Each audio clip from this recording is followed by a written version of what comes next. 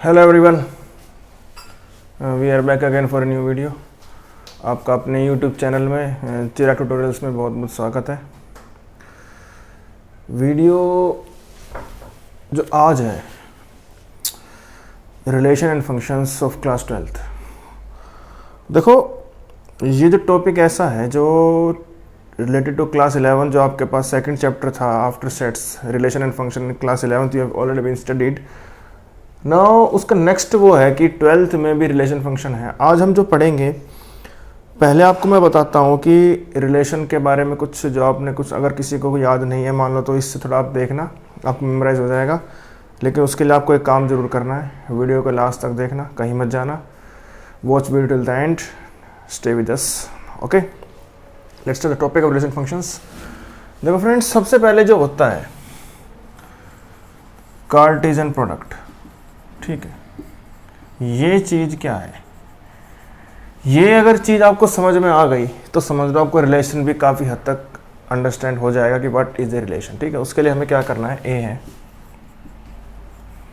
1 2 3, मान लो बी है 4 5 एंड 6। ठीक है, ए क्रॉस बी मैं करने वाला हूँ। कैसे होगा? 1 का 4 से पेयर बनेगा, 1 का 5 से बनेगा, 1 का 6 से बनेगा, 3 का 4 से बनेगा, 3 का 5 से बनेगा, 3 का 6 से बनेगा। उसके बाद सॉरी मैंने उसका उल्टा, लेकिन कोई नहीं, आप पहले ऐसे बना दीजिए, 2 से ले लो, वो तो एक ही बात है, आने तो ये भी था। ठीक है, 2 का 4 से, 2 का 5 से, 2 का 6 से, उसके बाद 3 का 4 से, 3 का 5 से एंड 3 का 6 से। ये होता है Cartesian product between two sets. ठीक है, इसमें क्या है, देखो कार्टेशियन प्रोडक्ट क्या है, आपके पास नंबर ऑफ एलिमेंट्स इन ए में कितने एलिमेंट है, आपके पास मान लो p है, तो नंबर ऑफ एलिमेंट्स b में q है। तो जब मैं उसका कार्टेशियन प्रोडक्ट करूंगा ना, तो आप कितने एलिमेंट आएंगे, कितने पेयर आएंगे उसके अंदर, p q। आप खुद देख लीजिए, यहाँ पे 3 है, यहाँ पे 3 है, 3 3 9 है, 9 मेरे पास ऑर्डर पेयर। इसी को बोलते हैं मेरे पास cartesian product between two sets. अब रिलेशन मेरे पास क्या होता है, देखो a relation R from two non empty set, non empty set A to B is a subset of A cross B। जो आपके पास रिलेशन है, यानी कि जो भी रिलेशन मैं बनाऊंगा वो किसका सबसेट होना चाहिए, कार्टेशियन प्रोडक्ट का। लेकिन आपके पास जो भी मैं पेयर लूंगा, अगर उसका एक भी पेयर मेरे इसके अंदर नहीं आया तो मैं उसको रिलेशन नहीं बोल सकता। ठीक है, अब रिलेशन के लिए मैं कुछ एग्जांपल लेता हूं। जैसे कि मैंने एग्जांपल लिया X Y, where y is equal to, मान लो x plus 3, where x belongs to a set and y belongs to b set. ये मैंने एक सेट बिल्डर फॉर्म ली, रिलेशन है। अब हमें चेक करना है कि जो इसकी रोस्टर फॉर्म आएगी, क्या उसके ऑर्डर्ड पेयर मेरे पास रिलेशन में मिलेंगे। जैसे x बिलोंग्स टू a, जो आपके पास पहला जो x मैं लूंगा वो कहां से आएगा, सेट A से, और जो y लूंगा वो सेट B से। तो लिए x कितना है 1, 1 रखो तो कितना आएगा 1,4, 2 रखोगे तो 5, 3 रखोगे तो 6। क्या आपके पास ये जो ऑर्डर्ड पेयर है, क्या मेरे पास ये इसके अंदर है 1 4 1 4 2 5 2 5 3 6, यानी कि it is a relation.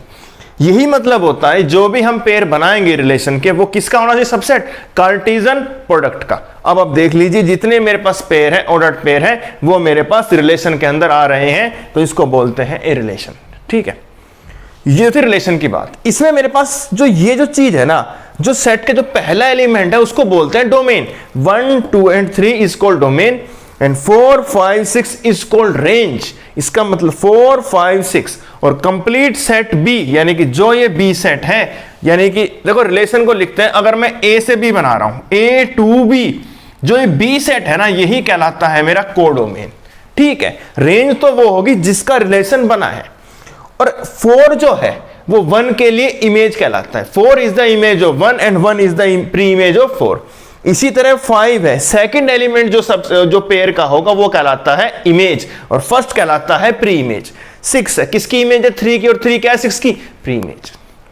Okay, understood? Okay, please pause the video, note it down. अब फ्रेंड्स मेरे पास जो अगला जो इसके बाद आता है उसको बोलते हैं मेरे पास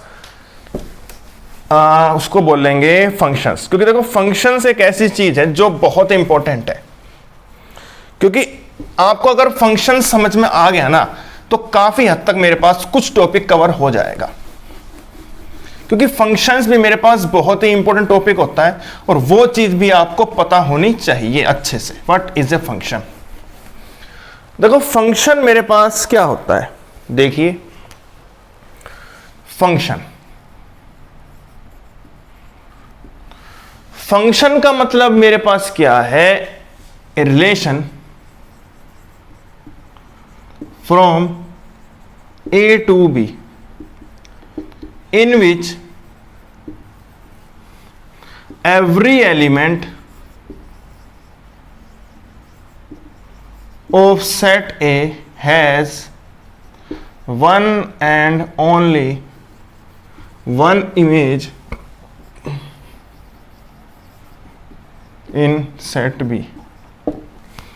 जो भी मेरे पास एलिमेंट होंगे ए सेट में वो सब सिर्फ एक इमेज बनाएंगे, किसके साथ? सेट बी के साथ। क्योंकि अगर हमें इमेज समझ में नहीं आई तो हम ये चीज के बाद ये नहीं समझ पाएंगे, ठीक है? देखो वही चीज इसमें क्या होती है मेरे पास, जैसे कि मेरे पास जैसे मैंने लिया था यही है आपके पास, ये रिलेशन है, क्योंकि फंक्शन भी एक प्रकार का रिलेशन ही होता है। इसमें क्या है? 1 2 3 सेट ए के अंदर आपके पास जो एलिमेंट है इसको बोलते हैं एरो डायग्राम 1 2 3, और जो यहां पे है इसको बोलते हैं बी सेट। ये ए है और ये बी है। 1 की इमेज 4 के साथ, 2 की इमेज 5 और 3 की इमेज 6 के साथ। यही कहलाता है रिलेशन, सॉरी फंक्शन। एक भी एलिमेंट इसके अंदर ऐसा नहीं होना चाहिए कि जिसकी इमेज नहीं बन रही हो। एलिमेंट जितने भी ए सेट के अंदर है वो सब आपके पास इमेज बनाएंगे। Every element of set A has one and only, और सिर्फ एक लौती इमेज, ऐसे नहीं कि 1 की इमेज 2, एक एलिमेंट की एक इमेज, ठीक है? दूसरी बात ये होती है मेरे पास जो भी आपके पास फंक्शन है, जितने भी आपके पास जैसे पेयर आएंगे, किसी भी फंक्शन में अगर किसी ऑर्डर्ड पेयर का पहला एलिमेंट सेम मिलेगा, जैसे मान लो भाई एक की इमेज 2 भी है और 1 की 3 भी है, इसमें क्या है आपके पास ये इसका मतलब क्या है? एक एलिमेंट की 2 इमेज। किसी भी फंक्शन में फर्स्ट ऑर्डर पेयर का पहला एलिमेंट सेम नहीं हो सकता। और दूसरी बात, जो भी आपके पास बनेगा उसके बाद जो डोमेन आएगी वो कंप्लीट सेट ए। भाई कंप्लीट सेट है तभी तो सारे एलिमेंट इमेज बनाएंगे।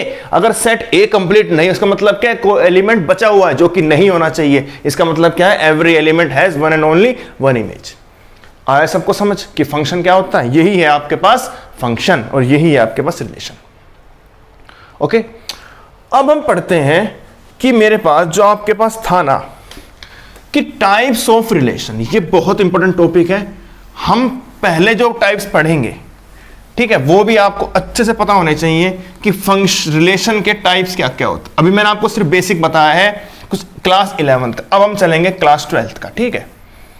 ये आपको अच्छे से पता होना चाहिए कि आपके पास टाइप्स ऑफ रिलेशन क्या क्या होते हैं। टाइप्स ऑफ रिलेशन, मैंने एक A set let a relation in a set A R subset A cross A और relation from A to A, relation from A to A, ठीक है? मैंने एक ए सेट में यहां पर ले रहा हूं, मान लो 1 2 3, चलो 4 भी ले लो। पहले हमें क्या करना पड़ेगा? वही ए क्रॉस ए में करूंगा, ठीक है? 1 की 1 से, 1 की 2 से, 1 की 3 से, 1 की 4 से, ओके? 2 की 1 से, 2 की 2 से, 2 की 3 से, 2 की 4 से, 3 की 1 से, 3 की 2 से, 3 की 3 से, 3 की 4 से, 4 की 1 से, 4 की 2 से, 4 की 3 से और 4 की 4 से। चेक कर लीजिए, 1 2 3 4 5 6 7 8 9 10 11 12 13 14 15 16 आएंगे ना 16, 4 4 जा 16। ये है कार्टेशियन प्रोडक्ट। अब जो फर्स्ट जो रिलेशन है उसको बोलते हैं वॉइड, नल या फिर एम्प्टी रिलेशन। ये क्या होता है? इसमें एक चीज आपको ध्यान देनी है, एम्प्टी का मतलब क्या है? जो हम सेट बनाएंगे, जो हम रिलेशन बनाएंगे, उसके अंदर आपके पास एक भी एलिमेंट नहीं होगा। जैसे कि देखो, मैंने एक रिलेशन लिया, मान लो एक्स वाई, वेयर मान लो y is equal to X plus 5 where x and y belongs to A set. अब देखो, x की जगह मैं क्या रखूंगा? 1 और 5 6। क्या इसके अंदर 6 है? अरे जब 6 ही नहीं है तो मैं आगे कोई भी एलिमेंट रख लूं, एक भी आपके पास पेयर नहीं बन सकता।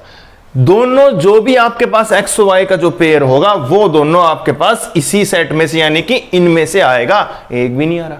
इसका मतलब ये क्या है? वॉइड नल रिलेशन है। Second, universal. यूनिवर्सल रिलेशन आपके पास क्या होता है? In which every element of set is related to every element of set B.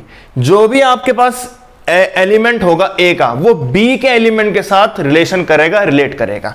उसके लिए देख लो आप, मैंने क्या करा, a minus B greater than equal to 0 where a and b belongs to A set. आप इसमें कुछ भी रख के देख लो, a और b आप रख के देख लो, जो आपके पास आएगा वो कहां से आएगा? यहां से लिया जाएगा। मान लो भाई a मेरे पास 1 है और आप 2 रख के देख लो, क्या ये कंडीशन सेटिस्फाई नहीं होगी? ऑलवेज कुछ भी रख लो, चाहे आप यहां रियल नंबर चाहे सेट ए से ले लो, ये रिलेशन आपके पास ग्रेटर देन या तो 0 भी हो सकता है और 0 से बड़ा भी, लेकिन मोड है 0 या 0 से बड़ा ही। अगर मैं दोनों 1 1 ले लूंगा तो भी वो 0 के बराबर होगा। इसको बोलते हैं यूनिवर्सल, इनकी सबके लिए सेटिस्फाई होना। ओके। Third, identity relation.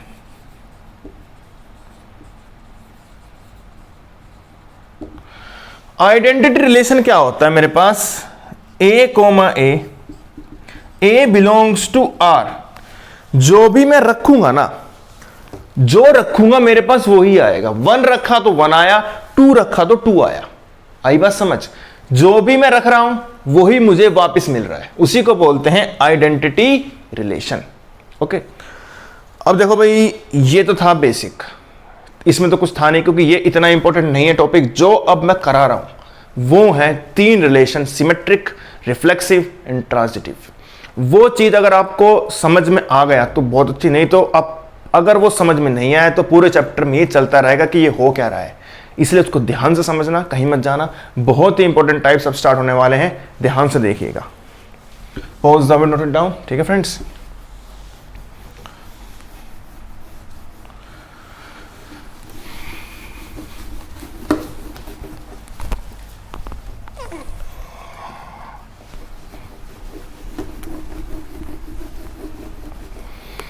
सबसे पहले जो मेरा रिलेशन आता है उसको बोलते हैं रिफ्लेक्सिव। रिफ्लेक्सिव रिलेशन क्या है? देखो,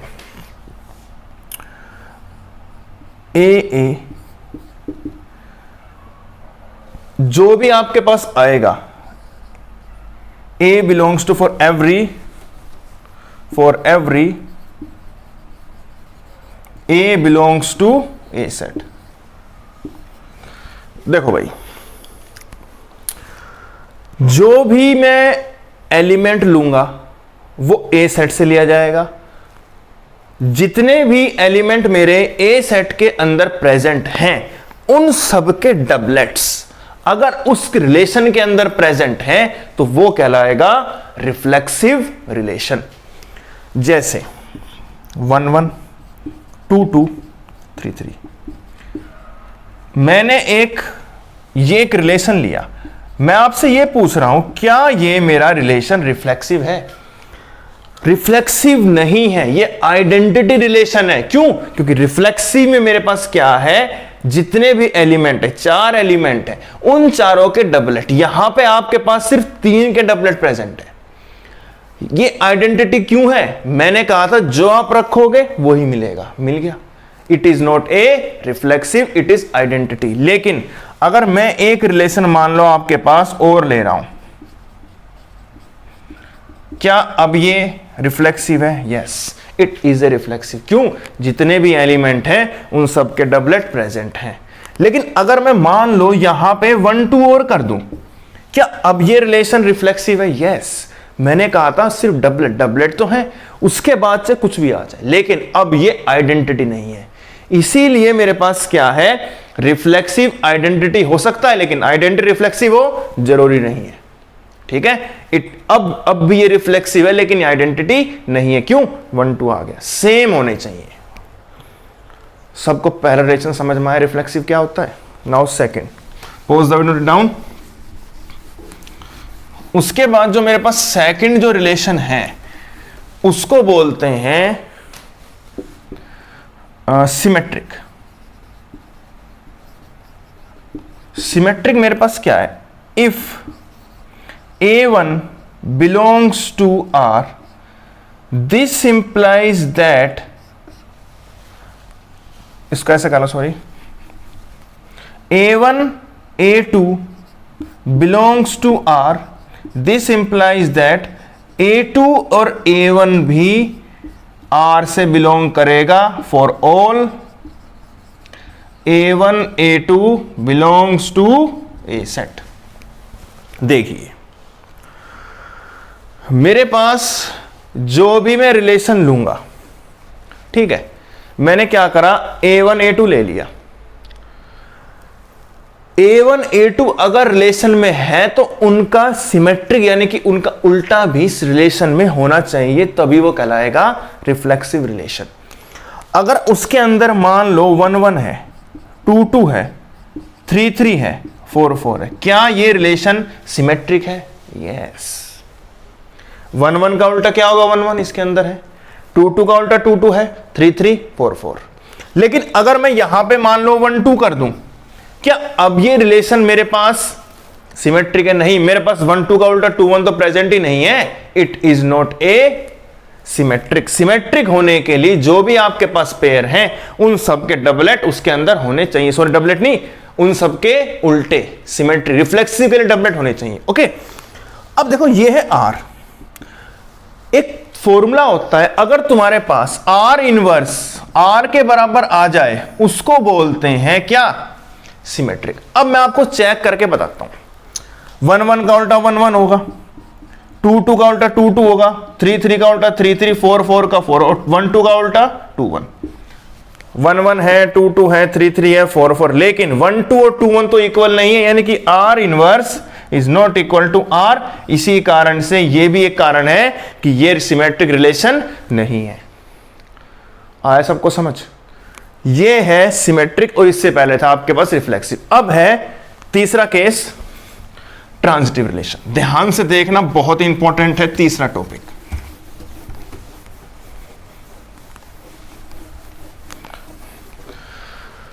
ट्रांजिटिव रिलेशन आपके पास क्या होता है?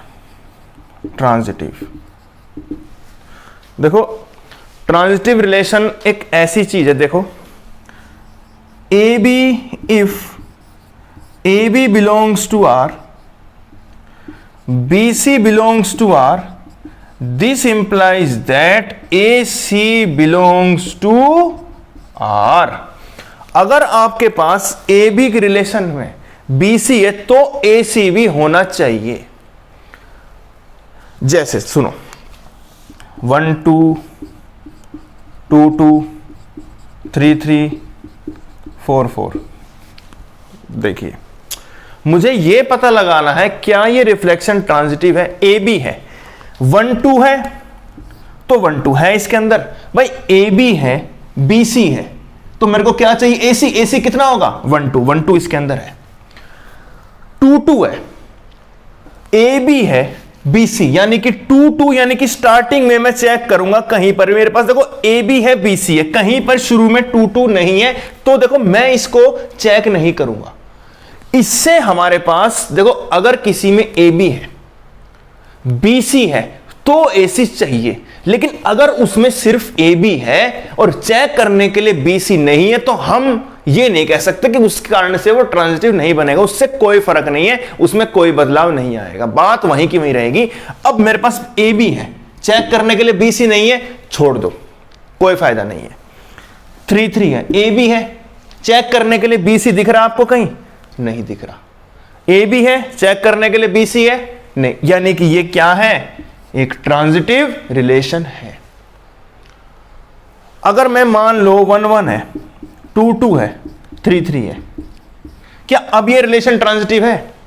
क्यों? ए बी है, चेक करने के लिए बी सी है, छोड़ दो।